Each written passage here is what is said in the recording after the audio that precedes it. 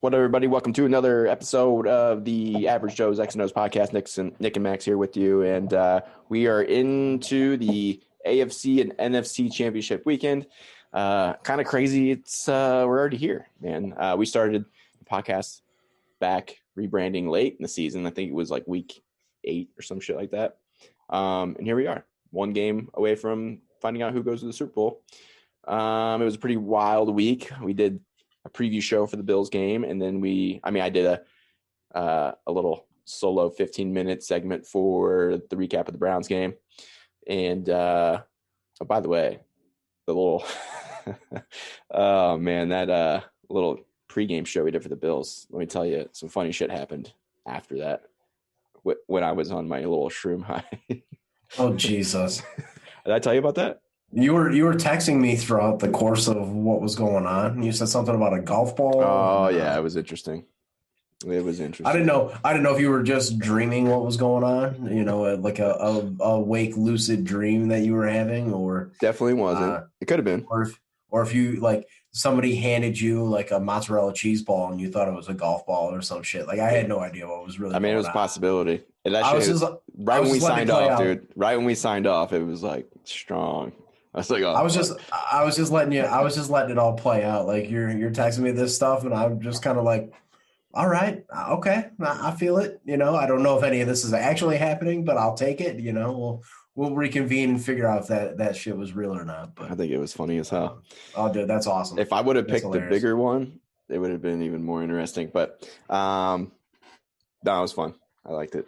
Yeah. So where do we start? Well. Fuck, dude, we have a lot to get into. I'll start with college, since college will be pretty quick. The big news coming up, when I say college, obviously we're talking Ohio State because we're Ohio State fans, and they're making some news right now. And Chris Olave decides to play next season, his senior year. Not sure what really drove that decision. I mean, Ohio State has a lot of freshman receivers or just young talent at receiver. They're loaded. They also have Williamson, I think, who was the freshman that was kind of flashed a little bit this season. And they got like 2 or 3 other guys that are young that are going to be studs too. So they're going to be probably one of the better receiver loaded teams in college football next year. I don't know who's throwing them the football yet. They got a couple kids there right now that were behind Fields who were highly ranked coming out of high school. So it'll be interesting to see who that is. The one kid, I think his name's Jack Miller. He's from Arizona here. He might be, because I think he was second on the depth chart this year, so he could be your starter next year. And then after that, they got that highest ranked player to ever go to Ohio State, I think. Got like a 1.0 rating. That's the kid from Texas. I don't know if you're familiar with him. He's got a weird name. Starts like an E. Check it out though. He claims he's bringing receivers with him too. So it should be interesting. That's 2022. Hey. So I think they're going to reload, and I think, and not only the Chris Olave, but there was also said today that Garrett Wilson, is that his name? The stud D tackle that would have been a high pick, decided to use that option they gave for COVID, where players could, basically get a free year because technically he graduated. So this might be like year 6 for him. So why he's coming back, I don't know. He probably could play in the NFL. The only thing I could think of is they're just, they made it to the national championship game, got beat pretty bad, and kind of want to win next year. Back. Well, he did say that he wants to. There was unfinished business, and he wanted to run it back. So, I mean, that's awesome for them, man. Honestly, I can't say that I blame any of the guys, any of those players for coming back.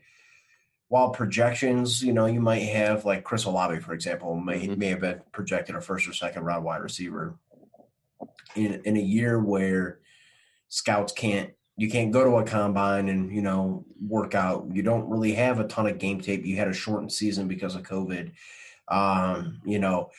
There's not necessarily going to be a similar pro day workout like you're used to having.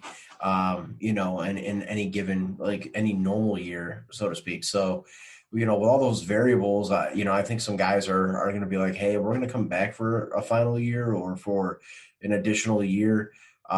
Maybe things get back to normal where we actually have a little bit better chance to boost our projections and our draft stock a little bit. So I don't blame them at all, and it's cool that they get to run it back and see what they can, do as far as unfinished business for a natty. So, I'm glad and I'm happy as an Ohio State fan because I thought, that wide receiver core was solid. I think having those pieces come back on defense to build off of is going to be a solid play. Because I think some of their linebackers, they got some linebackers that are going to be a little older now, and I just.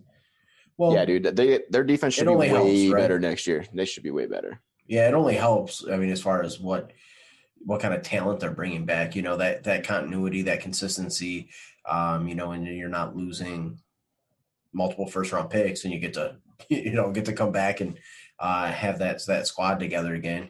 It should be beneficial, especially for a new quarterback coming in next year with Fields leaving. So, yeah, that's kind of a good segue into what you kind of mentioned too. So NFL came out and said that the combine is going to be completely different. It sounds like from what I was reading that it's going to be basically at universities, like for their pro days will be their combine, it sounded like. And I don't know what system they're going to have to where like using video, like I don't know how all that production is going to work out and like what exactly they're doing. But I'm assuming that there's going to be some shit that's televised still. I don't know if you read anything up on it. It's very interesting. I don't know how to go about it. Like, I don't know. Because, they basically turned the NFL Combine into a media event for fans to watch every year. It's kind of strange, actually, even though we all enjoy watching it. But I'm interested to see how that happens. But it sounds like the date's going to get pushed back a little bit. So, like, normally the Combine's in February, right? Or March? Usually it's March. It's like early March. And then April, end of April is when they actually have the draft. So, I don't know, man. What do you think about what you've read? I haven't really seen much on as far as I know that the combine is going to definitely be a different style because they're not going to have everybody in one building. They're going to do kind of more pro day, type workouts, and they're going to be remote. And I think it's going to be tough because you're not going to get the opportunity to have some of these maybe like smaller school kids to come to the combine and compete with some of the more blue chip style players. You're not going to, granted, like the 40 times, the athletic profiles are good to have, but they're not end all be all type of stuff. So it's going to be, I think it's going to be more of a challenge on front offices this year with the way everything's kind of set up. And again, we kind of alluded to it on the last podcast, but in my opinion, I think the teams that kind of use the assets to get more, like known commodities as far as players in the NFL this year, made trades to kind of acquire some of those productive known guys, might have a little bit more of an advantage versus, hey, we got to scout and try to get the franchise altering player in this draft where there's just so many variables, you know what I mean, that going into this offseason, you don't know what the draft's going to look like. You don't know if stuff's getting pushed back. You don't know what kind of workouts you're going to be able to see. I mean, there's a ton of variables, whereas in years past, it was, here's the schedule, you've got everything in place. So, I think it's definitely going to throw a wrench into things. But just like this year, man, the NFL is going to be able to navigate it. They're going to be able to, make the necessary adjustments. And the good organizations are going to be able to adapt to these variables and come out better. And maybe, it might benefit those kind of organizations. You know what I mean? Yeah. The ones that have kind of put these contingencies in place and have had, prepped for a weird off season, the ones that have done it the most efficient way possible are going to come into this next season probably better. You might get draft day steals. You might see some players fall that are like, okay, well, here's what we know about this guy already. And so, good organizations are going to be able to overcome it, but a lot of changes in like head coaches and stuff this year in front offices and then things like that. And I think it's going to be, not only do those guys have to put their staffs together, but now they need to, in a shortened season, really make these personnel decisions and roster decisions in a weird year altogether, cap space going down, et cetera. So I think, I wouldn't be surprised if coaches that are coming in this year, like as new coaches and GMs, maybe get an extra year than they normally would because of the weird circumstances going into next year with COVID and everything going on. Yeah, one of the things I heard is this new shift for the combine might actually help other schools out. So maybe those smaller schools you mentioned have a pro day, and you're able to get access to some players that you might not otherwise have had because maybe they didn't get invited to the combine necessarily. So it actually might help some of the smaller schools with getting some of their talent to get at the next level. So my biggest concern with it is, like, do you still have the time to meet with these guys like you normally would? You know what I mean? And what kind of situation are you coming in? Because now, like, you can't. You mean like the Zoom meet? Like it'd be like a Zoom meetings instead? Well, yeah. So there's a lot of things you can garner from a in-face, interview, person-to-person interview, right? Like, you not only are you cueing off of body language and how comfortable is a player, you know what I mean? There's like a lot of stuff that you get, a lot of nonverbal stuff that you get sitting in a room with somebody, interviewing them and figuring out what they're about, right? And this is the stuff that we don't have access to when we look at combines, and like 40 times are cool and all this stuff. But the meetings that these guys do, like, we don't get to see half of what goes on in that, in that setting.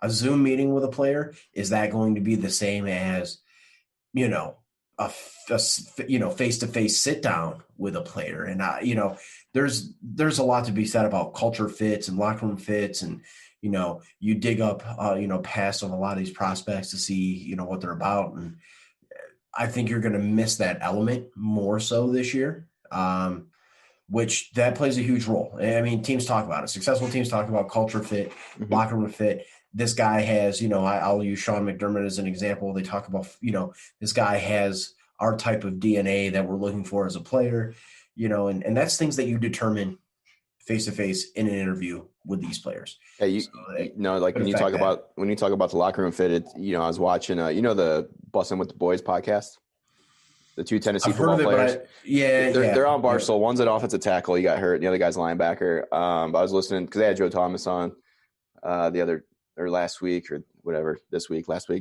But they were kind of talking about that, like the locker room, the end of the year. Because they were talking about how like their locker room is like a good one because, the linebacker has played like other been in other locker rooms, bounced around the league a little bit.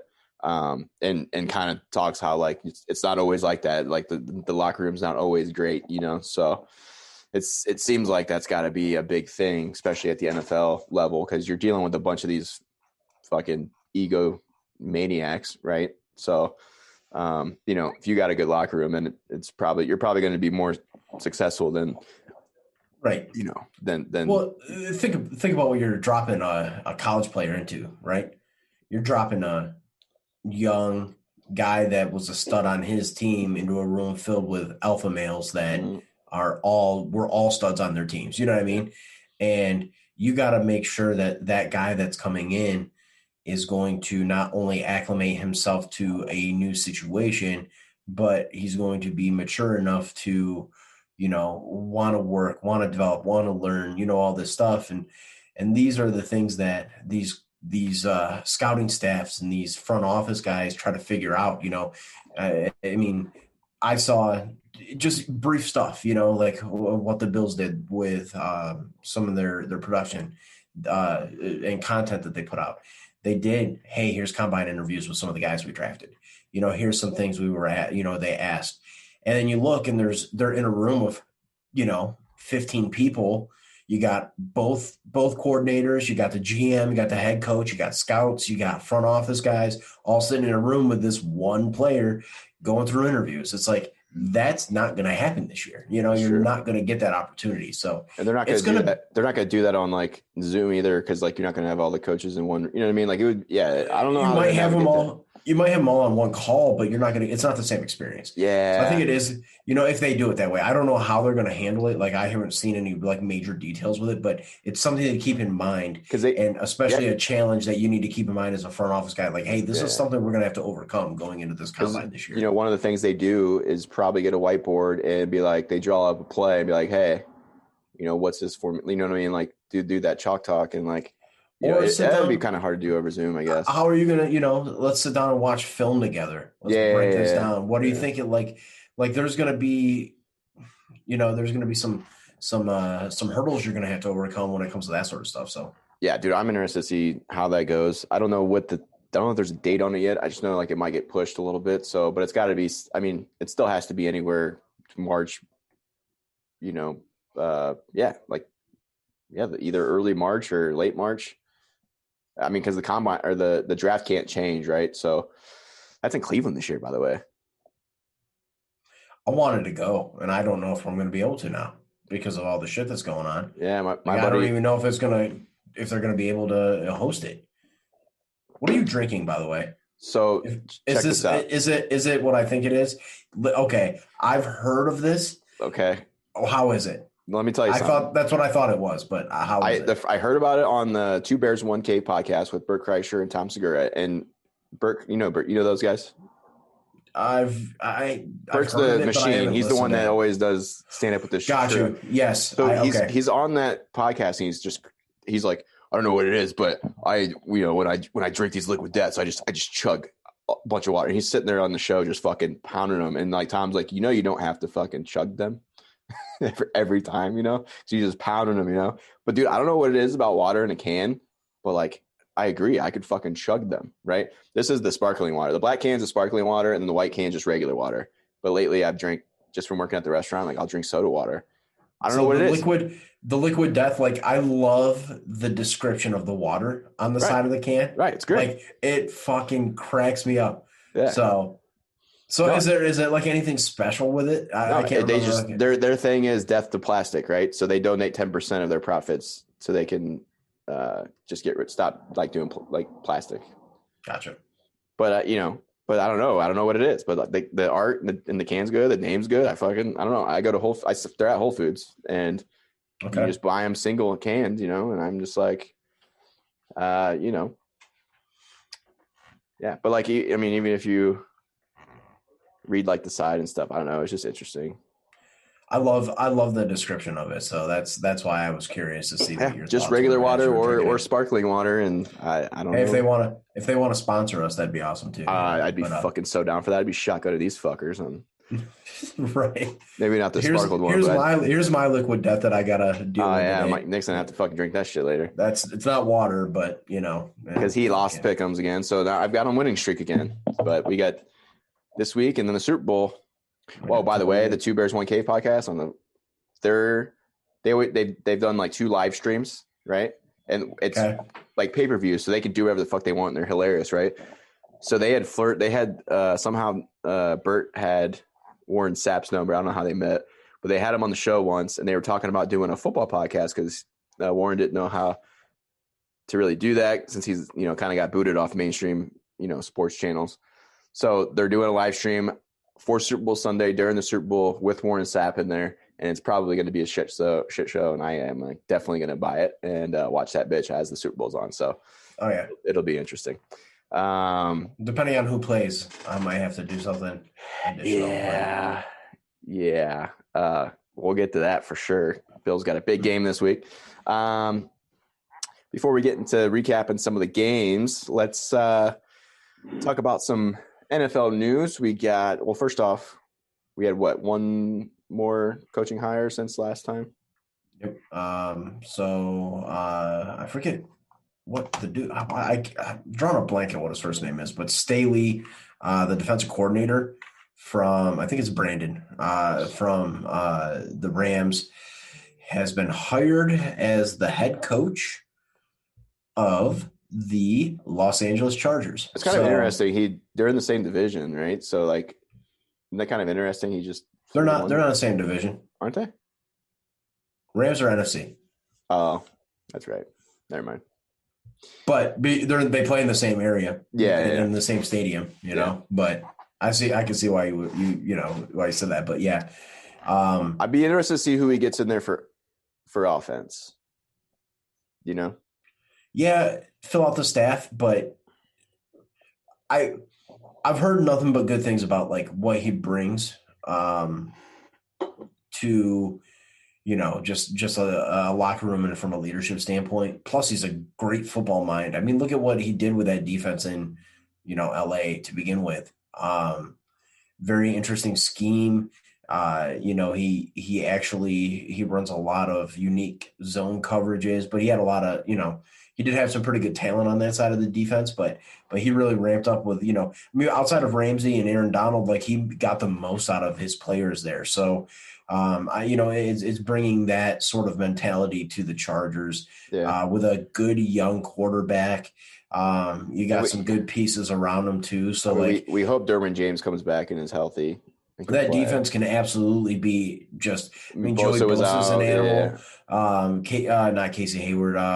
They had. Was it K1? No. Yeah, no. Oh crap! Why am I drawing a blank? They have another corner. Chris Harris. They brought Chris Harris in this year.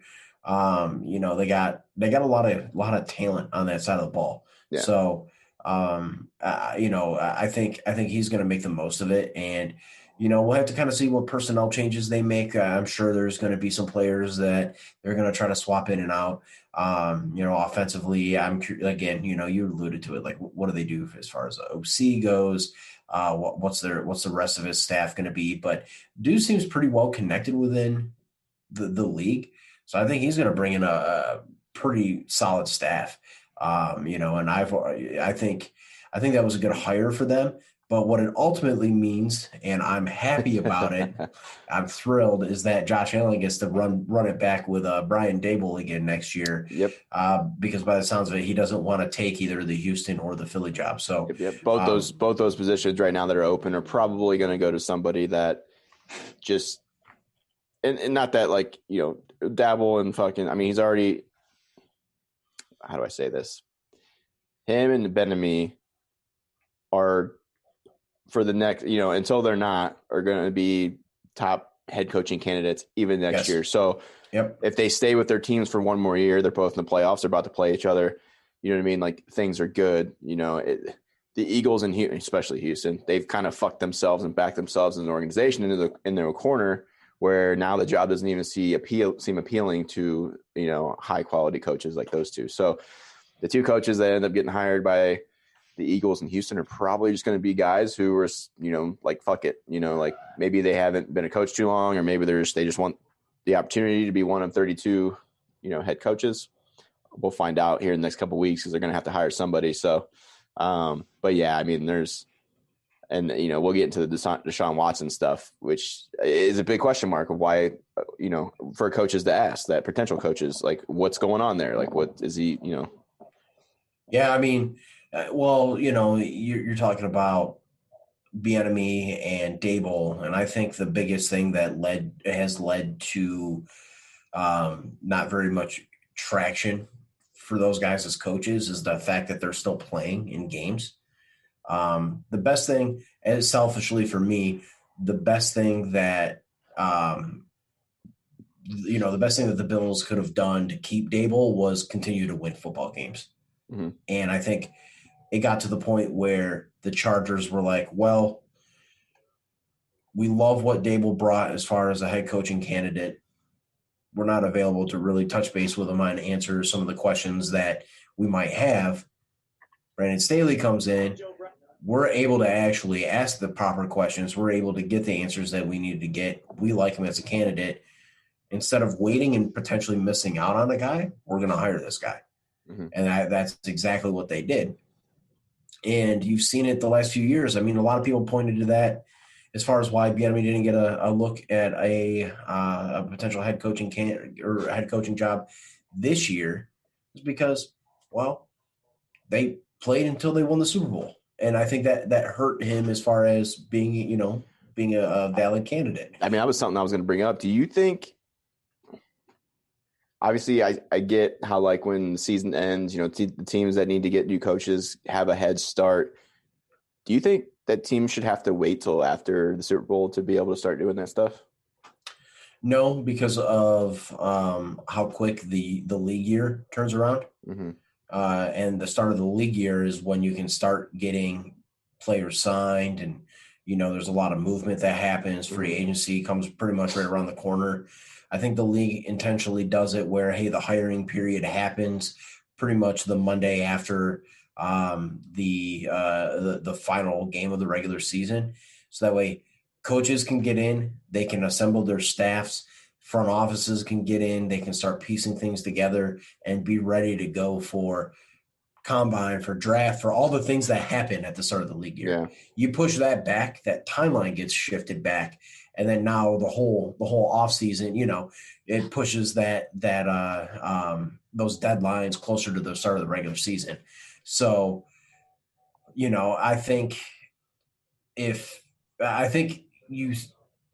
for the coaching side of it, the guys that got interviewed that ultimately didn't get a job, like Dable and Bieniemy, who knows? I mean, Bieniemy still might get hired. You never know. You know what I mean? Like that's still a possibility.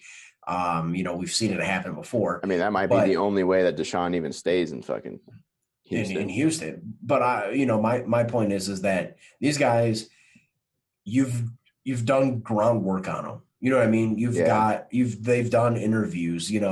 Granted, the guys that interviewed them aren't going to probably have coaching jobs or vacancies open next year. But not only does that interview process kind of show, okay, hey, these guys their names are out there. They're legitimate candidates. They jump to the top of the list for a lot of teams. But not now those guys also have experience interviewing as a head coach, makes it more likely, hey, now they can lock things down as far as, being more prepared and making more of an impression on teams that will have head coaching vacancies. So, yeah, I just can't see him pushing it back though, like with the timelines of everything, like how the league works and just the flow of the offseason. I mean, that makes sense because it usually does happen pretty quick for the most part. So, like it feels like forever because like when the football season's over, like everyone's sad. It's like, bro, like, wow, oh shit, like now we got to wait so long, and it feels like forever, but really, combine happens, draft happens, training camps start to happen, and next thing you know, it's like 5 months go by, and boom, we're right back into a season. Well, I think that's why the combine got so popular, is because there ain't nothing else going on in the fucking wintertime. But I obviously XFL comes back spring 2022, so give us something, but yeah, that period of time is like the worst time for sports because there's not really a ton going on. I mean, basketball's like whatever until playoffs. You know what I mean? Like the regular season's kind of like, I watch hockey, so like that's fine for me. Like I have at least they started back. Hockey started back up, right? Yep, I've been watching some Sabres games. Unfortunately, I guess it's they're not doing well as of right now. No, yeah, but that's why I'm like I want to cherish what's going on with the Bills for as long as possible. The Sabres are not good. Here's a shocker: ASU has a hockey team, and they're like pretty fucking good apparently. And they're getting a new stadium. Surprising. They're getting a new stadium that's like I saw like the outline, the not like the blueprints, but how they do the like what it's going to look like, not a blueprint, but like actually like they generate like a actual physical form of it. They put people in there and shit. You know what I mean? It's like a new thing they do. I don't know where exactly it's going to be. It's somewhere down the road for me, but it looks fucking insane. I'm like, I didn't know hockey was big here. It's fucking weird. But yeah. We talked about the coaches. Let's talk about some other news. We got some, two of the how do I say this? More old school, I guess you could say old school now, quarterbacks in the league. Drew Brees and Phillip Rivers. Well, Phillip Rivers is official. I think Brees hasn't necessarily made, but we all can kind of agree, like after breaking fucking ribs and shit, that I think he played his last game. Happen. Yeah, I think it's going to happen. So those two guys are calling it quits after a long career. Brady's the only old one that, I mean, if Rodgers, I guess, but he's not quite there yet. He's got some years Big left. Ben too.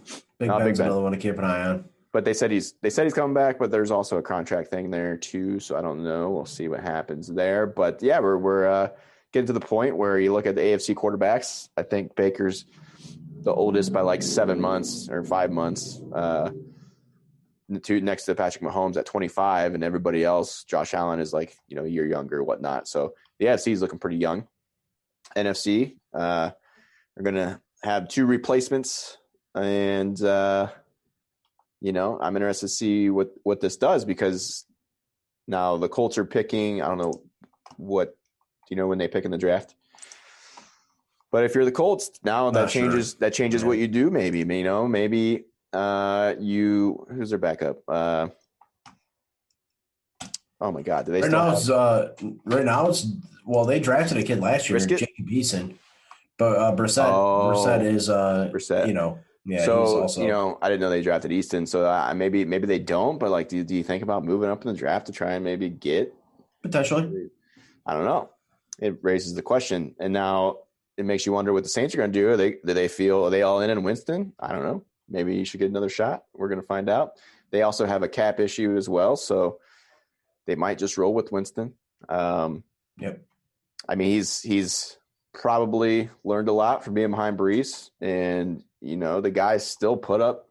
I mean, if you just for a second don't look at the interceptions, like as far as yards and touchdown, like dude still threw put up big numbers. He just threw fucking a lot of interceptions. But if he can get that interception ratio down, then he might be all right. So and I think the Saints will still use Hill as they always do. But yeah, it raises the question there too. Maybe the Saints want to fucking try and take a QB. I have no idea, but it's definitely going to change some things, I think, with those organizations.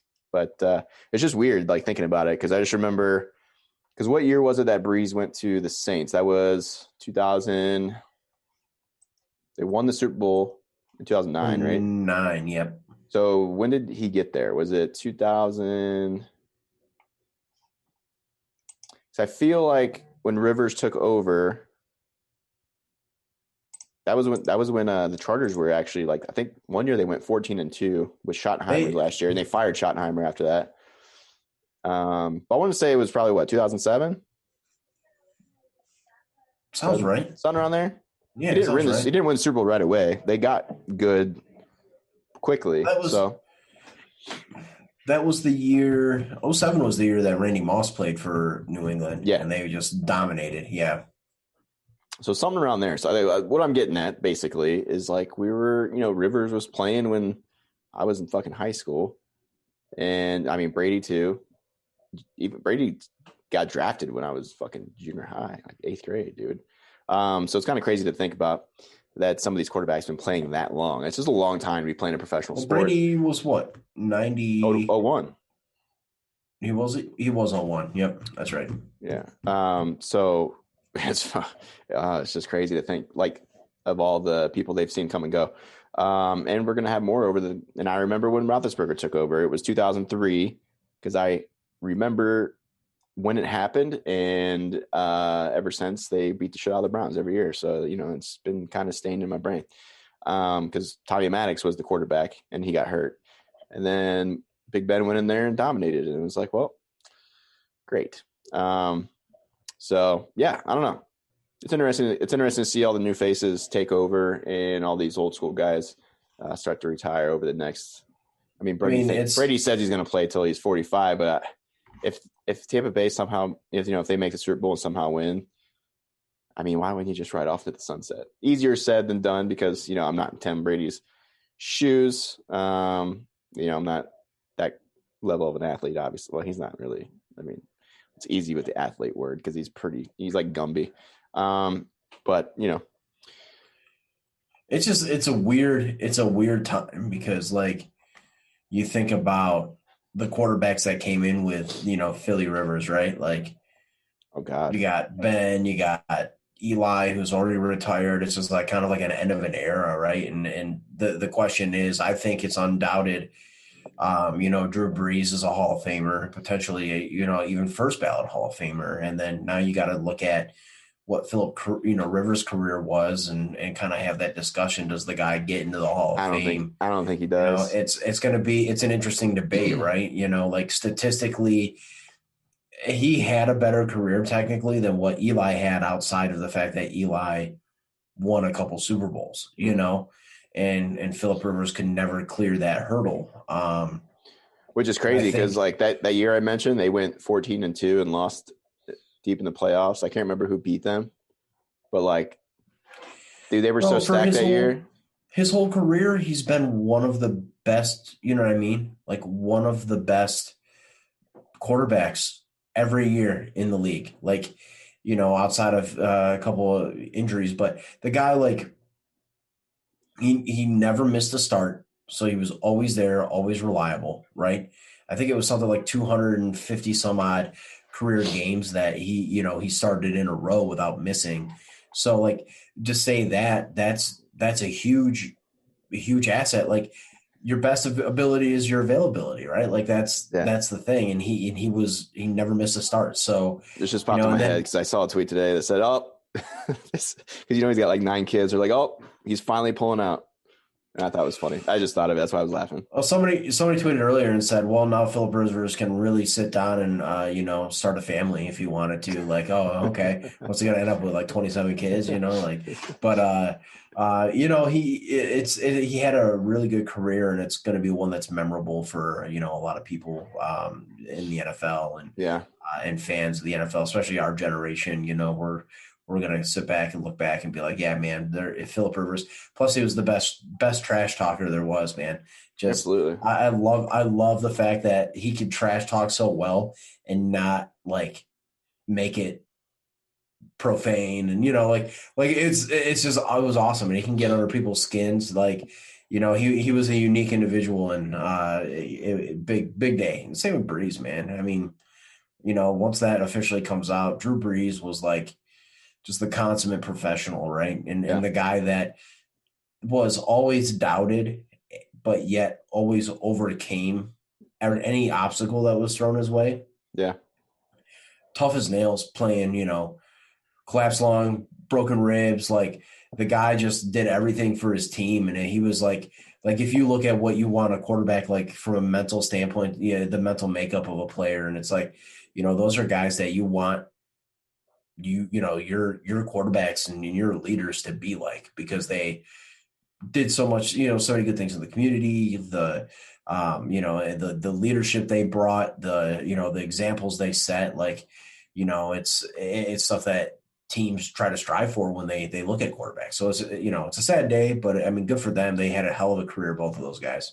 Yeah. And then, Breeze probably would have had, I mean, God, you look at the 2 years back to back where they were really good and they had the freak play.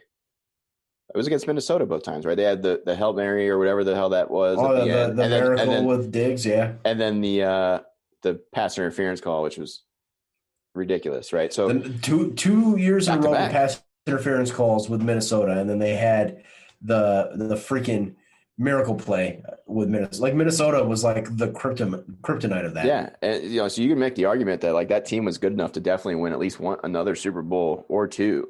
So it didn't happen that way. That just shows you how hard it is to win Super Bowls, man. I mean, fuck, if Kansas City does it this year, they'll be the first team to win back-to-back since 2003, which makes you think, like, made me think. I was like, really? That's true? I thought the Patriots did it not that long ago, but that was when they did it. So I kept thinking, like, I look back through it not that long ago, and I kept thinking, like, oh, man, the AFC's dominated the Super Bowl in the last few years. And then I look back, and it's actually been like since 2000, the Super Bowl's been pretty much split 50% AFC winners and 50% NFC winners. And it blew my mind, because like I had a perception that like the AFC's dominated it the last few times. And I look back, I'm like, oh shit, no, that's not the case. Okay. Yeah, dude. Especially with the Patriots winning six of them throughout the course of that time. Like you would think, oh man, then the AFC definitely has it because the Patriots won it 6 times. Like, no, it's not the case. So it's pretty close to 50-50 or 50% on each. So I thought it was interesting. It's going to be interesting to see what side actually gets that this year. Oh yeah. Where do we want to go now? Oh, we were talking quarterbacks, and we kind of talked about coaching hires and why Houston might not be people are kind of hesitant. Deshaun Well, Watson's both been very vocal. Houston and Philly are both kind of in that position, right? But Yeah. especially Houston. Well, the thing with we've heard a lot more come out about that. Well, the thing with the Eagles, and I think we talked about this. I can't remember. I talked about it with somebody, but supposedly Peterson was going to potentially walk out and quit before last season because it sounded like to me that the owner was, basically kind of getting in the way, trying to pull Jerry Jones and run everything and micromanage and not let the coach do his job, basically. So it sounded like there was some, animosity there. Yeah, and then like once that came out, it makes you think. It's like, well, fuck, maybe that move of putting in, pulling out Hurts and putting in the other guy was kind of just like a fuck you to the organization. Maybe he had enough and was going to leave anyway. So who knows, man? I don't know. So that looks kind of bad from the Eagles' perspective, but they got Hurts, they got a young guy like a quarterback. I mean, I don't know if Wentz is going to want to go somewhere else. I would say probably.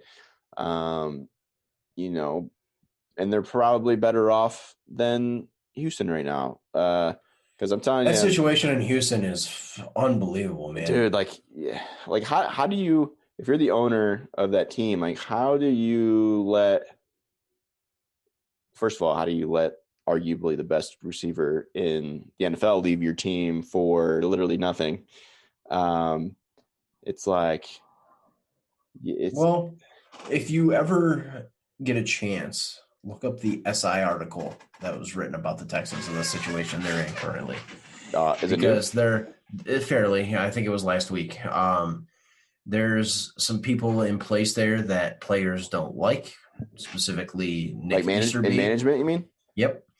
And they're saying that he was a driving force because of that actually gets or actually forced DeAndre Hopkins out because he specifically didn't like DeAndre Hopkins' lifestyle.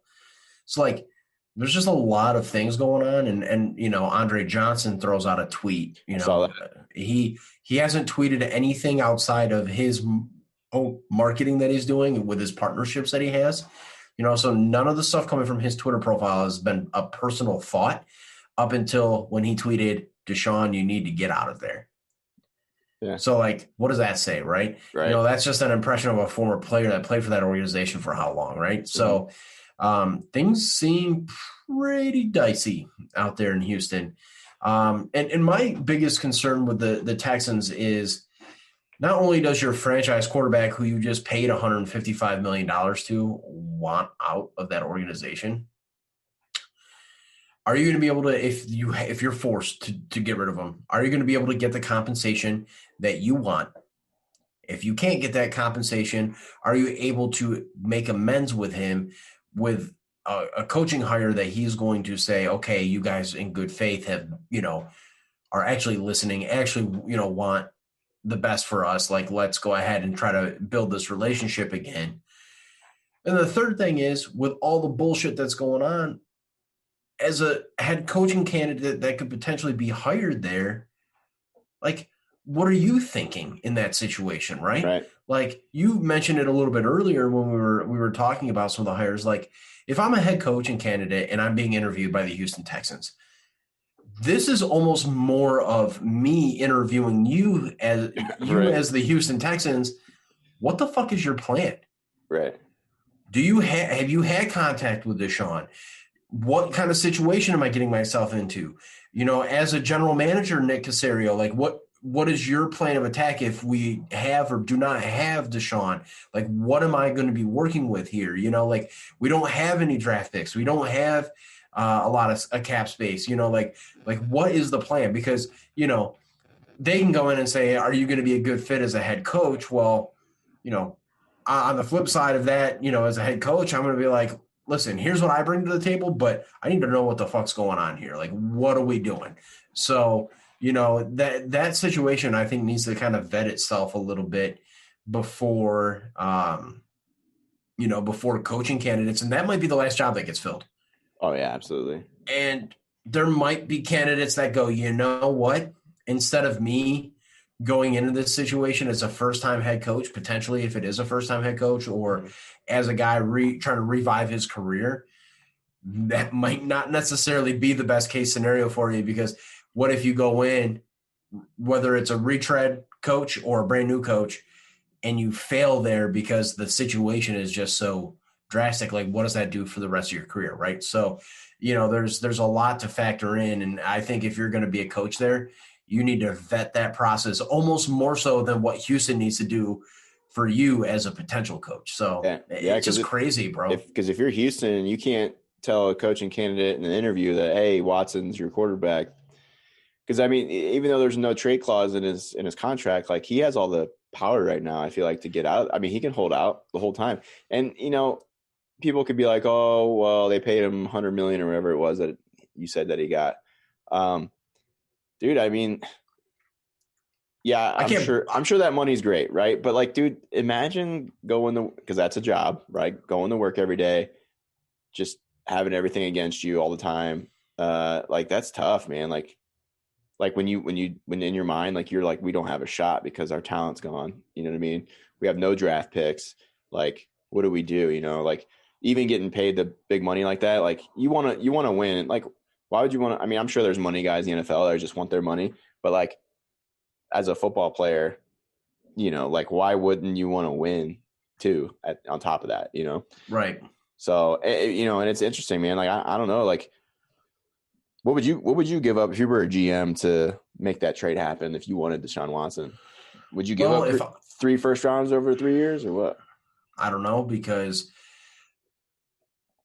teams value draft capital, and I think a lot of teams are egotistical enough, and GMs are egotistical enough to say, if I'm in a position to draft a guy, I'm going to get my guy, and I'm going to be right in this situation. Knowing what I know about what Deshaun brings to the table, there's a lot of variables, right? Like, I know Deshaun is a franchise quarterback. Like, he's proven that he is, and statistically, what he brings to the table, on the football field is fantastic, and he's a rare talent at the quarterback position, like a talent that any team would want. But the flip side of the coin is you're inheriting that contract, versus if you have those draft picks and you need to draft a quarterback, you get a guy for 4 years on a rookie level deal that you can build around, right? So that's the flip side of the coin is, am I willing to give up 3 first round picks? That gets the conversation started. Like, that's the conversation starter. Are you willing to give me 3 first round picks? Yes. Okay, here's what else we want for Deshaun. You know what I mean? Like, it's not just 3 first round picks. It's 3 first round picks. All right, it's on the table. If you guys are willing to give that up, what else, here's what else we want. So, now you got to look at, okay, well, is that worth it to me to fork over 3 first round picks that are potential guys on rookie deals with a salary cap next year is going to go down? We're going to be recouping over the course of however many years for cap space. There's a lot of variables that go into it. And, if a team thinks that's Deshaun Watson's going to win them the Super Bowl, yeah, do it. Like, if you think, hey, we got a team in place and we got a structure in place that's going to let us be successful for the next 5 years, let's pull the trigger. I mean, who's in that position? Miami might be the closest one, right? I mean, you could say the Jets just because they're picking 2, but then Miami could be in that position, and then because they finished 10-6, and maybe they could gamble a little bit, right? But then you got to look at, well, we just paid all these guys on defense. Do we have the space to be able to fit Deshaun's contract on there, keep our defense intact? Like, there's a lot of variables that go into it. Who's coming up in the future that we're going to need to pay that we want to keep? Like, you just invested in Tua as a draft pick. Like, what does that do? Like, and on the flip side, like, that he would probably be part of that deal if they did it. I'd imagine. Would Houston be willing to, all right, well, we're going to take Tua on, like what are they getting as far as a player is concerned? Like, there's a lot of variables. And to me, I think it's going to be very tough to move them. But at the same time, I don't know that the relationship is fixable based on what I've seen. Yeah, I think that ship's definitely sailed, especially when he came out and said that, before he was having like a scale of his anger. So like whenever whenever Hopkins got traded is when he said it went from a 2 to a 10. So, he's been very cryptic with his tweets. I don't really know. It sounds like he's not really happy. And that's something we're going to be watching for, the whole offseason because, like you said, if he goes to a team, if he does get traded and ends up going to a team that's, feels like they're ready to win the Super Bowl, like let's say he goes to the Colts, man, I think they're fucking right there for sure. I mean, their defense is good enough. Here's the thing, though. Houston it's going to be a tall task for Nick Caserio. Mm-hmm. But they can talk the talk all they want. They need to prove to Deshaun that they're willing to do whatever it takes to say, listen, man, you are the guy. We are going to put you in the best position to win this division first and make a run to the Super Bowl after those pieces come in place, right? Yeah. There needs to be a plan. And Deshaun's career is not getting any short. Like it's getting shorter and shorter by the second, right? And he got injured when he first came into the league because they never surrounded him with any linemen either. So step one would be, listen, here's our plan. We're going to bring these guys in to protect your ass, right? Like we're going to revamp this line. We got Tunsil on the end. We're going to build up this offensive line for you. Second, we're going to revamp the defense so that way, you're not having to go out and play by yourself. We're going to make this a team effort. Third, we're going to listen to you guys, sit down and have a conversation and actually listen to what your concerns are. Because, as a player, like if you feel like your voice isn't being heard, and that's a big thing, right? Like the Hopkins trade, guarantee you he was like, what the fuck are you doing? Like, why would you get rid of our best player, outside of on offense, my number one weapon? Like, why would you do that? If you're not listening to those concerns and like actually addressing things that you think you can fix to help the team, like, Nick Caserio is going to have to show that he's doing that. Yeah. And if there's any hurdles that happen, you got management that says we're not doing this. I think that relationship ends. But I think, if the Texans are willing to be a little bit more open about, all right, hey, man, we're really going to, whatever you guys need, we're going to be willing to do. And we're going to ultimately put this team in the best position to help you. And it's nothing against you, Deshaun. Like, we want your input. We want your help. Like, we're all in this together. Let's do it. I think that slowly starts to build that bridge. And as long as they follow through on it, it'll be fine. But they got a long way to go. Yeah, I mean, I don't know what it was though. Like, did they not do that beforehand? It sounds like what's his face that got fired from there? He was also the GM. Bill O'Brien? Yeah. Like, clearly that dude, I don't know. Like, the whole situation's fucking weird. But hopefully, hopefully Deshaun Watson can, be one of those players who can finally, like, if he does get traded, be on a team that succeeds. Because I mean, he's fucking great. But like, you don't really ever get talked about because like the team's been shitty for a couple of years. And even when he came into the league, like I said, dude, he faced some injuries because he was running around for his life. So yeah, hopefully they can put something around him. And I don't know, it's going to be something interesting to keep an eye on though, for sure. Like going into this offseason, I'm sure we'll find out literally. I mean, they got to hire somebody soon. So within the next two weeks or so, I would think somebody gets hired. So more information will come in and we'll see like what direction they're going to go. And we'll see if there's actually any conversations between, if they actually link up and have conversations between the management team in Houston and Deshaun. Yeah. But you need to keep attempting to do it because, like, otherwise that's going to deteriorate to the point of no return. And now you're going to have to settle for maybe a first round pick. They might save a little bit of money because we don't. JJ Watt's probably not going to be back next year. So I don't know what that saves them, but I'm sure it will. And it sounds like JJ Watt's not ready to retire. So it sounds like he might play for somebody else.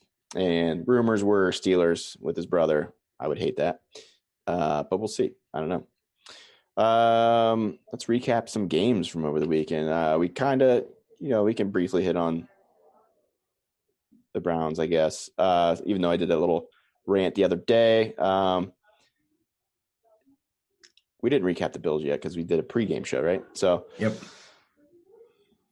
We can start with that Bills game, dude. I think it's funny because we've had. I don't think I was going to talk about Lamar because, and I'm not going to shit on him really necessarily.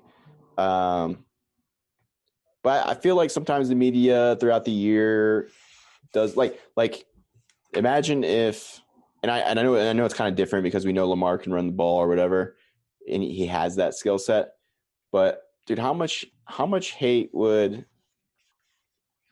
Baker, if that was Baker that played in that game, and got before he got knocked out and like threw fucking 101-yard interception shit, I feel like he would have been tore apart like a motherfucker. I look at it as the same with Josh Allen. If Josh Allen had that game, yeah, he would have been tore apart too. You know what I mean? Like, Josh Allen had the same exact statistical game that Tom Brady had, and everybody says Tom Brady had a great day and led his team to victory, while Josh Allen was, he was all right. Yeah. They did okay, but it's like they had the same statistical output. Even though Tampa's defense got them fucking how many turnovers? Well, that's the thing. Like, Tampa Bay is the greatest thing since sliced bread because Tom Brady and then Josh Allen puts up the same exact statistical numbers, and it's, well, we're not sure like if he's going to be a good quarter. Like it's just so, but I think the plan, here's the thing. There's been evidence of blueprints on how to limit what Lamar Jackson does. Mm-hmm. And the Bills, I think, utilize those blueprints. There's always been a very well-coached defense. I mean, dude, basically, wait, hold on. Remember during the pregame show, like I said, it's like the same thing with Kansas City. The key to beating the Ravens is getting a lead. And when they got that fucking pick six, dude, that was what? That was at the beginning of the fourth quarter. But like they drove down and scored. Here's the thing, though, Maxwell. Like, they held the Ravens to 3 points through the whole game. But before the Bills scored at the first drive out of halftime and then got that pick six, like it was a one-possession game. Yeah. And the Bills defense just shut them down. Mm-hmm. There was kind of a blueprint out there. Hey, this is how we have to play against Lamar Jackson. Mm-hmm. Now, the conditions they played in. True. 30-mile-an-hour winds. They said 4, but then when you're looking at the goalposts shaking like a motherfucker as they're like, like there was no way it was 4-mile-an-hour winds. Dude, like, You look at that, you already knew right then and there. You knew when fucking the passing game's going to be limited. When fucking what's his face missed fucking 2 field goals, which when Justin Tucker, the most accurate kicker in the NFL history, misses 2 field goals, like something's going on. And that wind was tough. That ball, to play in. That which normally would have been a touchdown ball to Diggs, that just fucking sailed. Bro, it was definitely wind. If you watch it from the angle, like they show behind Josh Allen when he threw that ball, that ball he's running, it's inside shoulder track, right over his left shoulder. And then next thing you know, you just see that ball blow like 5 yards to the right. Like it looked good coming out of his hand, and then just jetted to the right. Now, after that happened, he had made adjustments on how he was throwing the ball. But the problem is now those deep shots have to be lower trajectory so the wind doesn't hit it. And you have far less margin of error when you're throwing a low trajectory deep shot than you do when you can loft it and drop into a bucket and let your receiver make the adjustments. Like, that affected the game right there. Mm-hmm. So you're automatically taking out the shot plays that Buffalo can run.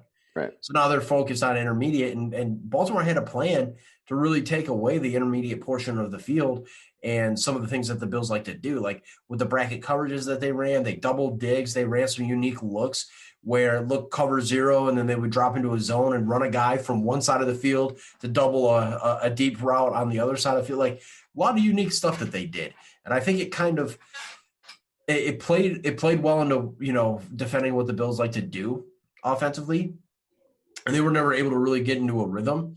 Plus, they didn't really run the ball that well to begin with, or even attempt to run it until the second half. It's crazy. So, like, I think there were a lot of factors, and I think they were really battling the elements that they were playing. Oh, yeah, for sure. But so was Baltimore, and you could tell because the defense just stepped up, man. Yeah. And it was awesome to see. I was worried about the defense in that game. I really was. But they shut me.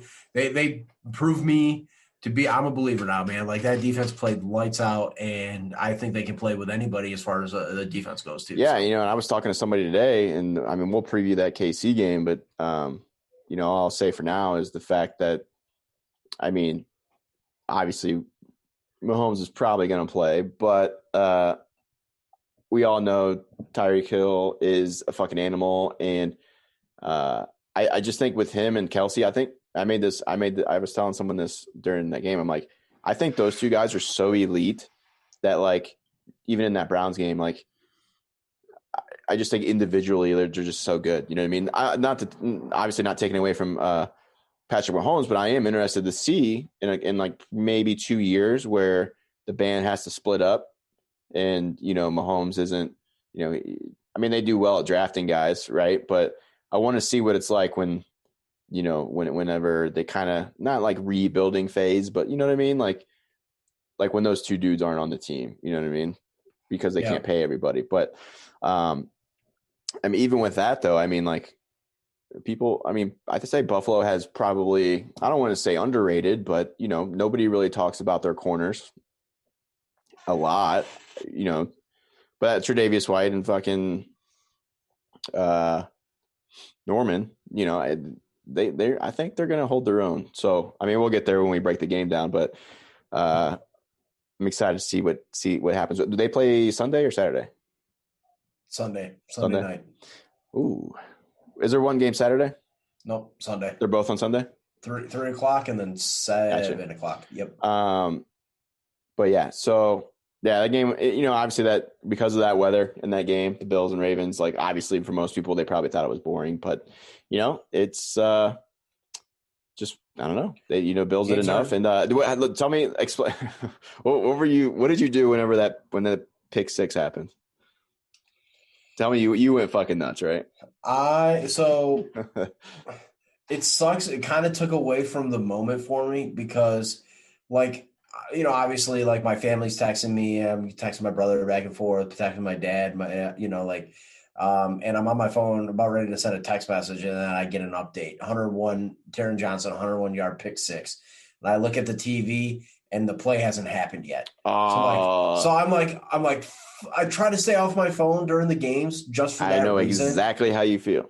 And I'm like, I'm texting, I'm like, oh shit. And then like my brother sends me a text, like as I'm texting him back, like, oh, fucking pick six, like, I'm like, oh shit. So I like put my phone down before I finish the text, and it happens. So like in the moment, like I see it and I'm like, oh, let's go. I'm amped, and then I watch it and I'm clapping, like I'm trying to keep my composure, but like it was a huge turning point, right? So like it was right there at that moment that I'm like, bro, we're going to the AFC Championship game. Like that's it. Like I didn't have any faith that the Ravens were going to come back there.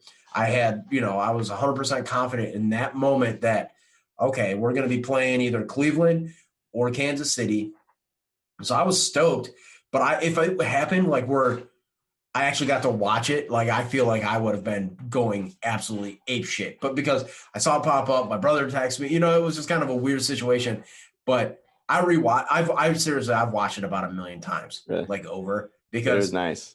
That is one of those things that it's like, if the Bills happen to go on and win a Super Bowl, like you could look at that play as like that was an imperative part of the season. Like that could be the next big moment in Bills franchise history, right? It's that pick six. So, it was really awesome to see. And it's just like, with the way the season's gone, it was just awesome that, that was something that happened, I was really hoping for a Bills Browns AFC championship game.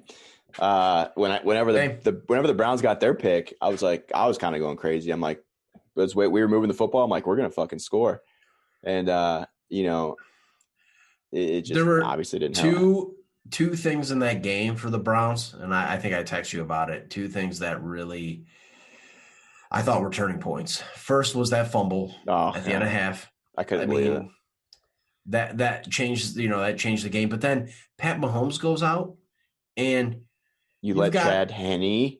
Kidding me? Listen, you got Chad Henne in the game. Like that is the time to be aggressive. Yeah, because they weren't. Because here's how you look at it. You need a possession to score a touchdown to take the lead. Don't burn all that time off the clock because if you punt the ball away with 4 minutes left, there's no guarantee you get the ball back. Right. And they didn't. That's the thing. I felt like there should have been a little bit more urgency with the Browns. And that possession after you stop the Chiefs and Chad Henne comes into the game, you're automatically thinking, let's go for the kill. Let's be real urgent. Let's get touchdown on this drive. This is it. This is the drive. We're going to score a touchdown no matter what. If it's get yourself into fourth and manageable on third down, go for it on fourth down. Because guess what? You get a fucking stop or they stop you on plus side of the field. It's fucking Chad Henne, bro. Like you hold them to a field goal, you still got an opportunity to go out. So like time was of the essence in that case, and I felt like that was a huge mistake from Stefanski and the coaching staff there. Mm-hmm. But learn from it, and you guys are in a great position going into next season with all the cap space and stuff that you have to make another run there. But like that was the critical outside of the fumble. That was the critical moment for me was. You need to put yourself in a position to score a touchdown on this drive because there's no guarantee that you get the ball back with 4 minutes left in the game if you punt the ball away. Right.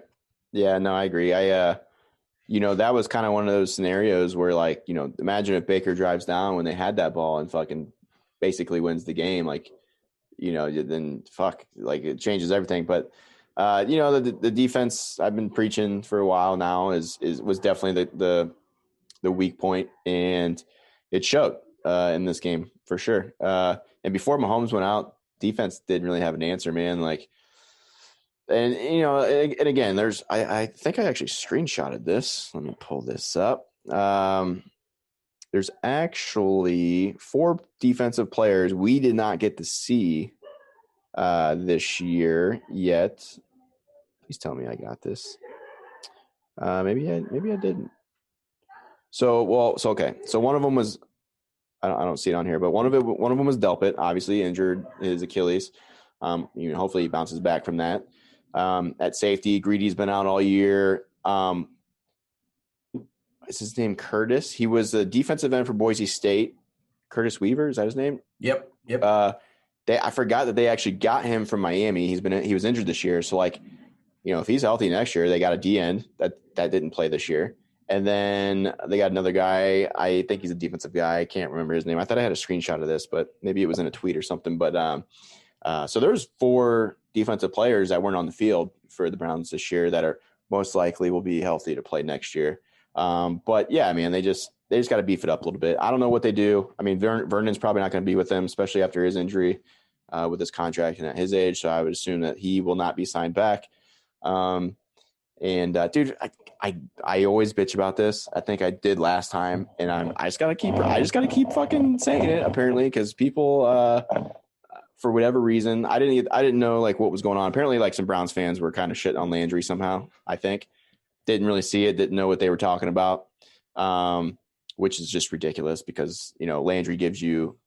I mean, he's credit to him. He helped change the fucking culture offensively and just being a leader, that he is off the field as well. So, and the guys fucking played with injured and like, dude, he's keep that motherfucker. Right. But this whole OBJ thing, right? By the way, OBJ's doing rehab out here in Arizona at Ajxo. Saquon. I don't know which location he's at. There's 2, but the one was my first production assistant gig like ever. We were doing, remember Jordan Matthews? He was a receiver for the Eagles. That was supposed to be, and he ended up Bills too. He ended up, not panning out, but there was tons of NFL guys when I was there working out there. The facility's ridiculous. But anywho, this fucking notion that I don't know like why people love it, but they love like OBJ being traded. And it's like, dude, against Kansas City, OBJ would have been nice to have because besides Peoples-Jones' 44-yard touchdown when they played the freaking Titans, that was the longest play they had all season, period. Yep. Pass play. So like, you're telling me that you wouldn't want an OBJ on the field against Kansas City to have a threat on that defense? Like, come on now. Like I understand it looks like that fucking they were better without him on the field. And, I honestly, like the time that he got hurt, I just think was when Baker started understanding the offense and know where to go with the football. Because before that, he was technically learning it as he was going because they didn't have an off season to learn the system. So this whole trade OBJ talk is just, I think, nonsense. Yeah, and that makes me think like where you guys will be next year. Because I don't see him going anywhere. And the only way you would trade a player like that is if you were going to get something elite in return that you needed, like a rush end, and there are none. Like nobody's going to trade any of the Bosa brothers. Nobody's going to trade fucking, you know what I mean? Like it's just right. dumb. And his talent is obviously going to be helpful for you guys. Like why would you trade a talent like that unless you get something crazy in return? So. Yeah, I don't think he's going anywhere. I think it's all just speculation and just good offseason. Shit to discuss, but I don't think he's going anywhere. It's so fucking annoying. But yeah, I mean, you get him back. Like offensively, they're good. I don't know what they're gonna do. We got to do. I don't know about you. I got to do some deep diving on what's coming out in terms of linebackers and rush ends because I don't really there's no recall. Like I don't recall. I mean, obviously, college football is kind of fucked this season, but I don't really recall like an edge rusher sticking out like there was, Bosa or there's not this season. So it'll be interesting to see what's coming out there. So definitely got to dive into that and do some research. But let's talk about that. Well, we were doing a podcast in the middle of the Green Bay game. Green Bay kind of pulled that away. It looked tough. Yeah, man. Green Bay's a good squad because they're balanced. Yeah, you know what I mean. Very. They can run the football. Aaron Rodgers puts themselves in good positions to be successful. LaFleur is a terrific play designer. So like when you got scheme and great execution on offense, you're going to be a very difficult team to beat. And that's just exactly what Green Bay is. Like they do a very good job in that regard. Defensively, they're not necessarily super powerful, or really like I look at them defensively and it's like they don't scare me on the defense. So like if you're going to play against Green Bay, you're going to have to be an explosive offense and you're going to have to be a team that can go score for score with them. I mean, that's why those Tampa games. Well, we'll get to the matchup soon, but it might be interesting actually. I'm looking at these four teams. I mean, the best defense collectively is probably maybe Tampa. I don't know. Yeah, I would say, and that's but again, you look at DVOA rankings for the teams that are out right now. I think it's Kansas City's 1, Green Bay is 2 offensive DVOA, Tampa Bay's 3, and Buffalo's 5. Like it's like the top 5 offenses this year are the ones that are remaining in the game. And defensively, their DVOA is not that great outside of Tampa, which is 5th defensively. So like, yeah, you could say that Tampa Bay has the best defense available or, that's left in this in this playoff. But, that I just don't think the Rams could have, they just couldn't keep up score for score. Yeah. There were opportunities there and a little bit more efficient or better offense, a healthier offense with a healthier quarterback probably is in that game a little bit more. But that's the benefit of having Aaron Rodgers with the experience that he has, having a Super Bowl, like he's able to rise above that and actually play for the, in the moment. And that's exactly what he did. So, kudos to them. I thought it was a pretty solid game to watch. A little frustrating, like if you're rooting for the underdog, like if you're rooting for LA, it was a little frustrating because there were plenty of times that LA could have capitalized on different things. And, you don't want to see your defense get torched like that. But, man, it's Aaron Rodgers. Like, I mean, after the Rams scored and did that 2-point, I was a little I wasn't paying attention as much. Well, we were kind of talking about it like, oh, shit, like, here we go, But after, there were opportunities. They missed a ton of opportunities. And really, honestly, when it comes down to the playoffs, like, that's all it takes. You miss 2 opportunities, you're probably not winning the game because, like, the margin of error in the playoffs is, very slim. So, and that's Green Bay was able to capitalize and seize those opportunities a little bit better. Yeah, and in the Tampa game, it was like, what did Breeze end up throwing? Like 4? Was it 4 picks? It was 4 interceptions. Yeah, I think it was 4. I don't think he's recovered from the from the broken ribs, and it just kind of went how I expected it would go. Yep. I talked about how originally I thought teams who win twice in the regular season against a divisional opponent usually don't win the third one, but actually statistically throughout the years, not necessarily the case. It's better than you would think it would be, but I just didn't see the Saints beating them a third time based on everything that's happened and the way Tampa has been playing. So I kind of predicted that game right, which is actually why I think you got to chug that beer, by the way. So, well, I mean, obviously the Bills prediction was not accurate for me too. So I fucked up on a lot of them here, but yeah, that Tampa Bay game, it was back and forth for a minute, but just too many mistakes by Drew. Yeah. And again, you give another team an opportunity like that, you throw three or four picks, I can't remember exactly, but you give the other team that chance, they're going to capitalize on one. NFL teams are just too good to not take 3 turnovers, and turn them into points in some regard, Yep. and you lose not only do you lose a possession, but now you're digging yourself a little bit deeper of a hole there. So, and Brady's most likely going to convert at least one score. Yeah. Again, veteran guy that's played in this world, those quarterbacks that, you got Breeze, Brady and Tom, or Breeze, Brady and Rodgers that, they have the experience in these moments. So that, I think that played a big factor into it. Plus, the fact that Tampa Bay's defense really stepped up and probably they were the ones that really stole the show in that game, to be honest with you. Yeah. So I think that's gonna be a really good battle. I'm excited to preview these games because I think both of them are going to be. I have an interesting tidbit to drop on it too, by the way. But after I chug this beer, but it'd be really awesome to preview these. So that's what's going to happen after you chug this thing. Fucking ready to go with this nonsense. Hear that? You hear that ringing right there? I hear it. That's the fucking capture of despair. All right, so I gotta do this shit. It's gonna be so foamy in my belly. Oh yeah, tastes so good. What's it in the lips? Yeah. Oh, it smells not skunked at all. That's good.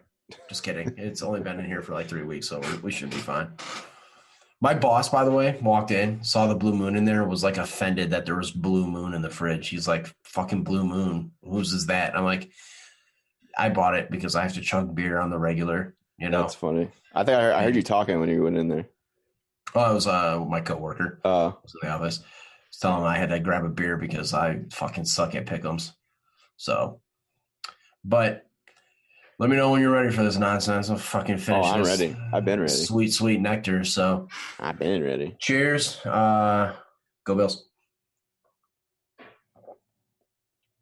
I just love how it's always some heavy ass beer. Oh, it's funny. I mean, it's Blue Moon. It's not that heavy, but man. I mean, it's heavier compared to light beer. It's not a beer you would chug anyway. That's what I mean by that. But shit, we might as well start. It doesn't get any easier every time I do it. So no. Let's go. We'll start with this Tampa Green Bay game. I think that one's interesting. Here's another interesting fact. Just looking at all 4 of these teams, Green Bay, the Bills, and Kansas City play cold weather. Tampa doesn't. I don't know that that's going to be a factor. Even if Green Bay is filled with snow and shit. Tom Brady played in New England for 20 years. That's true. I don't know that that's really going to make a difference. You know what I mean? The probably the biggest factor or biggest position that's affected by it. If it's snowing and slippery, I will say though, living in Arizona, I'm very, very. I still do well in the cold, but I have definitely become accustomed, and my body has shifted to the heat. That's for sure. If Tom Brady can win a tuck rule game, he's fine. I don't give a fuck where he plays. If he wins a tuck rule game, he can play anywhere. So I don't know if that's going to be a huge thing, but the 2 matchups this week, both teams, Kansas City and Buffalo and Green Bay and Tampa Bay, met week 6. of the NFL season. No shit. The Chiefs beat Buffalo. Tampa Barely. Bay beat Green Bay. Mm-hmm. And shit stomped Green Bay. Mm-hmm. So pretty interesting that these teams both faced each other in week 6, which seems like a freaking lifetime ago. That is crazy. And are now facing each other in the AFC Championship game. But this game with Rodgers versus Brady is going to be, it's like playing a division opponent, right? Like you're facing them again. Yeah. So you got film on them. What worked, what didn't work. You got a little intrigue there. I could absolutely see Tampa Bay just taking it again. Like I'm actually taking Tampa Bay. I might because here's the thing. You mentioned Green Bay's defense. Like if Tampa Bay, I think Green Bay is the same way because we've seen it only a couple times this season. But like if they can get a lead too, I don't think Green Bay is good at coming back from behind either. Well, and here's the thing. Tampa Bay is healthy. Devin White looked freaking fantastic last week, and he's finally healthy playing, for Tampa Bay. They're getting Vita Vea back as well. Oh shit! This week, big addition. Yeah. Especially in the run, against the run. He's a decent pass rusher on the interior there. I think Tampa Bay. This is going to be a close game. It's going to be hard for me. Evans looked fine in that game, right? I don't know if I didn't even get to watch that. Yeah, he looked okay. The only concern I have is Antonio Brown may or may not play. Because why? He had an MRI on his knee, but I think he might play. But with that, that's kind of a concern that you have, with that injury. But what about Godwin?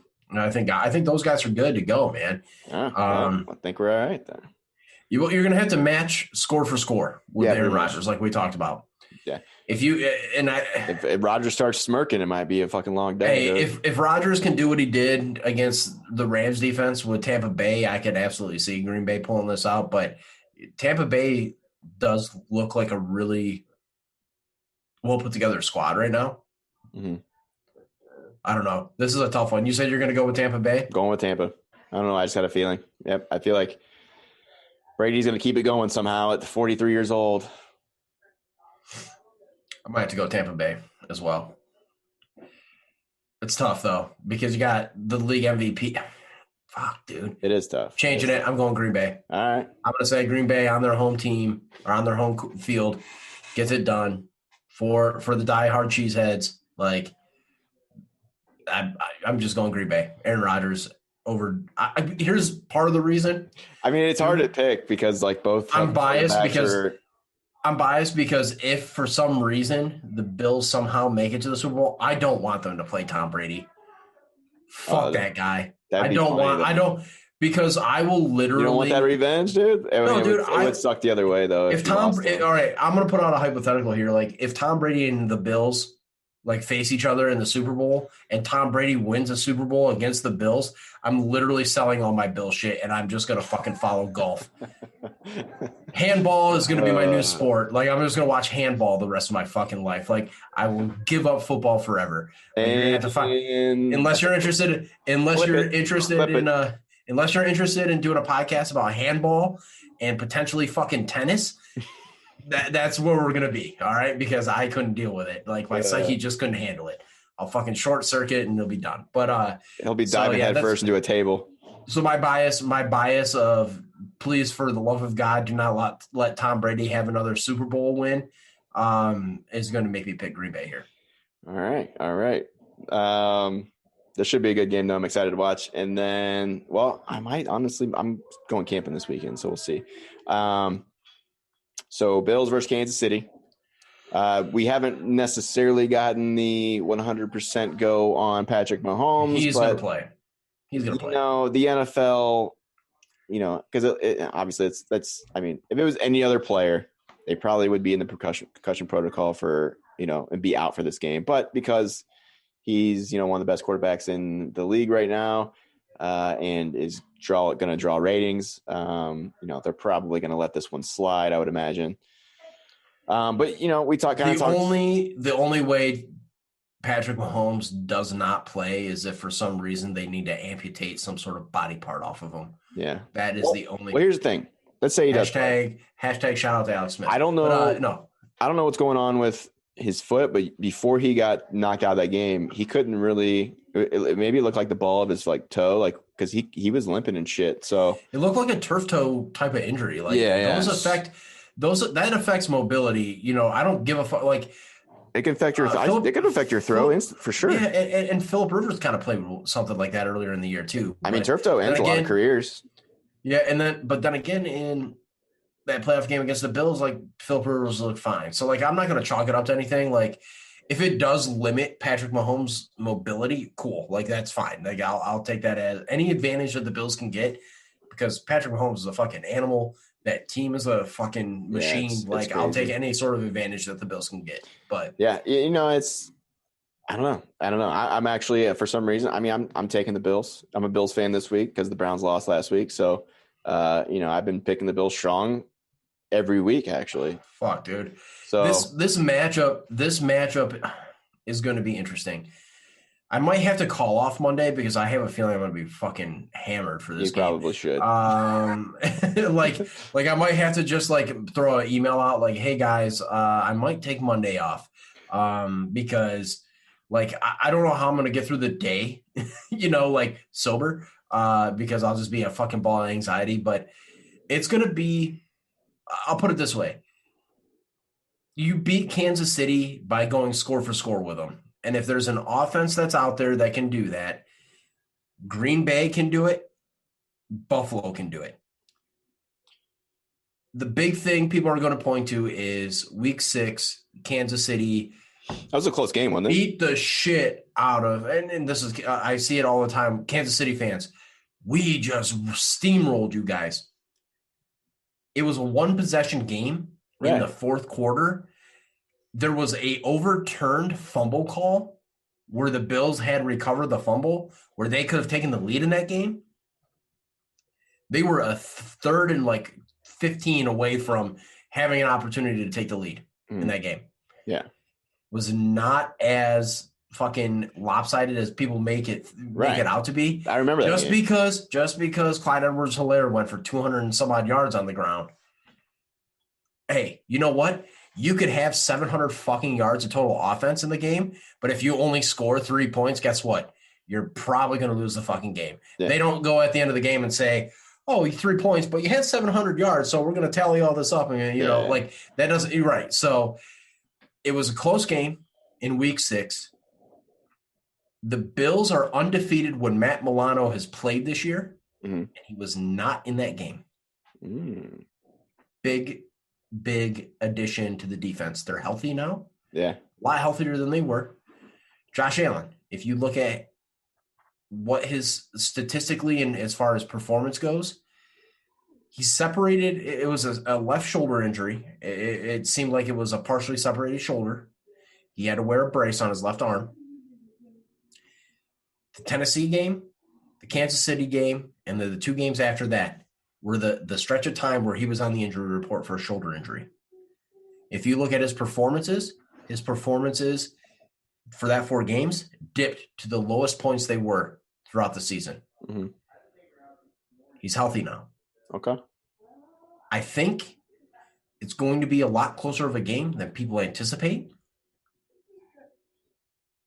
I am absolutely pulling for the Bills, but I'm picking Kansas City because why fucking change what I've been doing all year? No, it's been working for me too. So we got opposite picks.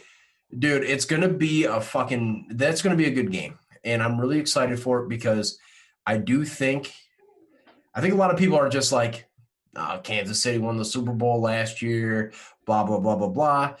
I will point out the Bills have scored more points as an offense, points per game wise total than Kansas City has this year. That's why I think if you're going to beat Kansas City, you need to go score for score with them. And the Bills have done that. They've played more top 10 defenses throughout the course of the regular season and playoffs than Kansas City has played.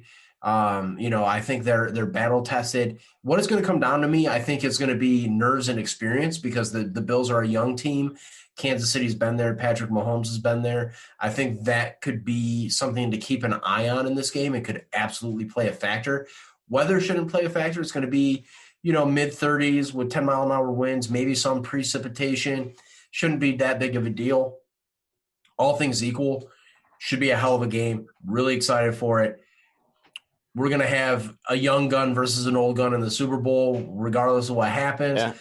And, it's going to be a hell of a playoff run here and a hell of a conference championship weekend. But, why change it? I'm rooting for the Bills. Obviously, if they fucking win, I'm going to do cartwheels that I can't do, and probably break some sort of bone trying to do a cartwheel. And for the record, you tried to find a table to break last week. Right? I did try to find a table to break. I asked Kristen. I was pretty drunk on bourbon, and I'm like, I know we have lighter fluid and flames. Like, I know we have fire. Do we have a table? And she goes, you're not lighting a table on fire and breaking it. We don't have any spare folding tables, you idiot. But I do think I think Dick's Sporting Goods is stockpiled like in the sports section in Buffalo. That's I saw hilarious. a picture of it. They have like all the Bills jerseys and all the memorabilia out in Buffalo. And they also have a pallet of fucking folding tables stocked to the ceiling almost. Like, come get your folding tables, you fucking degenerates. So it should be interesting. But I would have jumped through a folding table, but if they win, I'll try to do a cartwheel, and I guarantee you I will probably severely injure myself. Hey, if you go to the Super Bowl, who cares? I mean, I'll care. If I'm in the hospital and I have to watch the game, like, that'll fucking suck. But, hey, it is what it is. But I think Kansas City, it's going to be a good game. I'm picking Kansas City to go. What for tiebreaker, what do you want to do? You want to do total points of that game, or? Let's do total points because that's the night game. That's the last game. Might as well do it. Okay. Fuck it.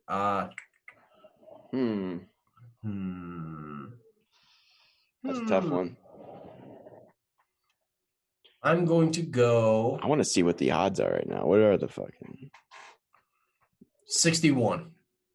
That's funny you say that because 60 popped in my head. I want to see if this over under is.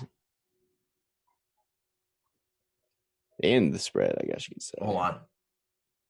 I did my math. Right now, the opening line. See, Kansas City favored by 3. Over under 53. It's the money line. All right, I'm gonna go. You said 61. I'm gonna go 55.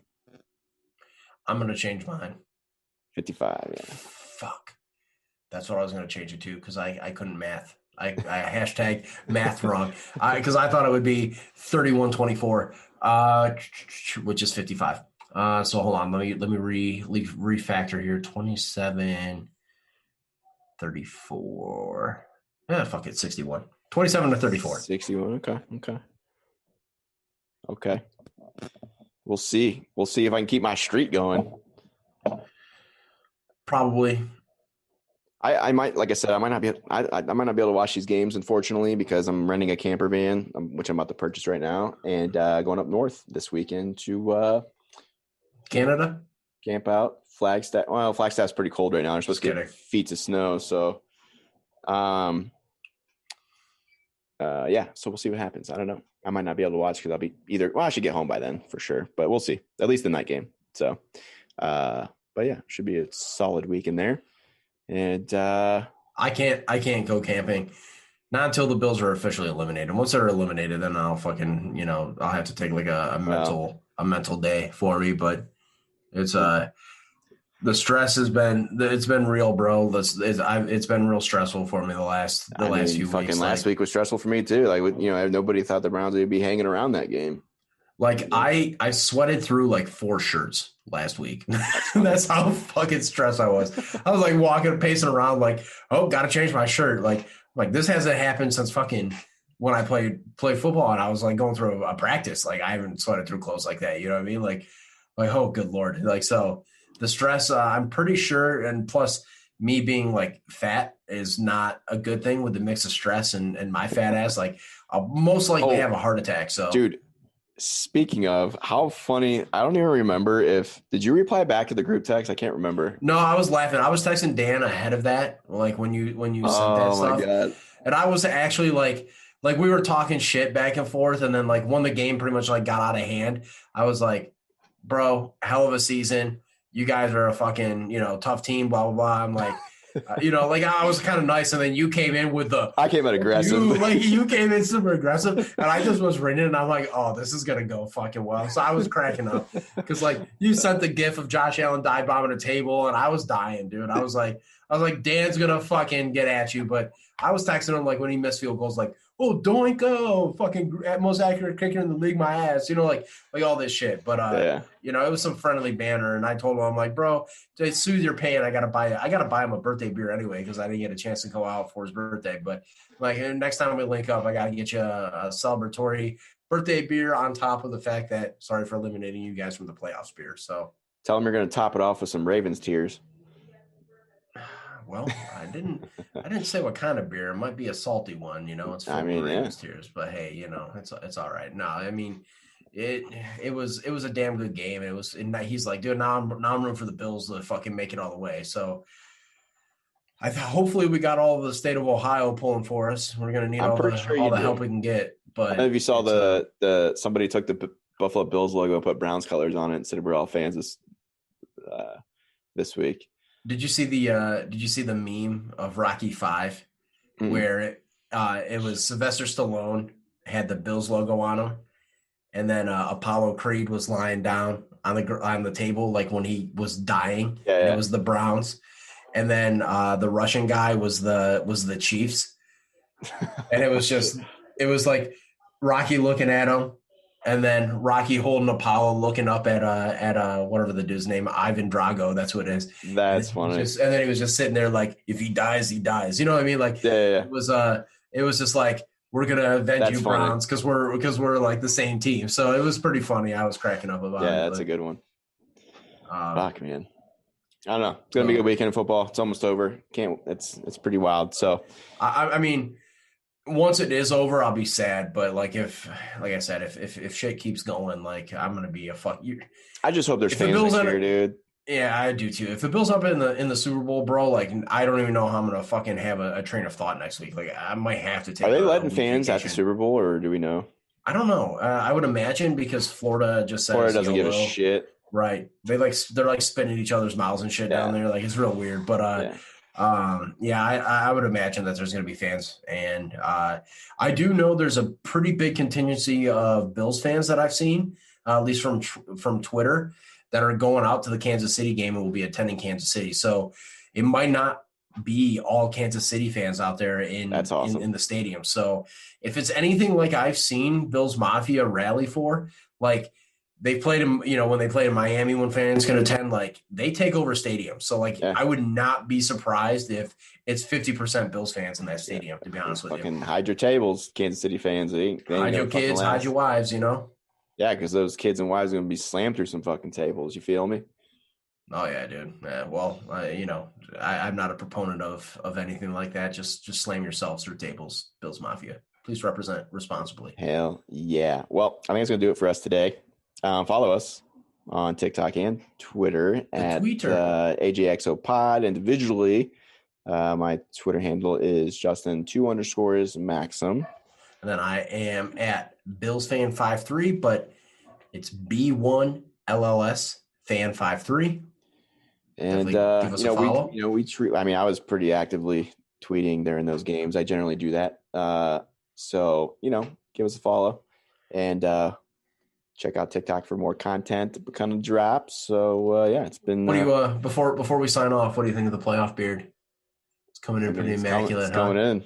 Can't even fucking see it. You didn't even know I had one until I mentioned it. No, I mean, like I'm the same way. It would take me a year starting now to grow a playoff beard. Probably. I'm just trying to do my part, man. But I look like a fucking homeless guy. So like, I give off like I could probably grow a stash, but I'd really give off some rapey vibes. If you I was about to say, I'm pretty sure if I accidentally drive by a playground, I'm getting arrested. So that's how it goes. That stash is getting on to life, bro.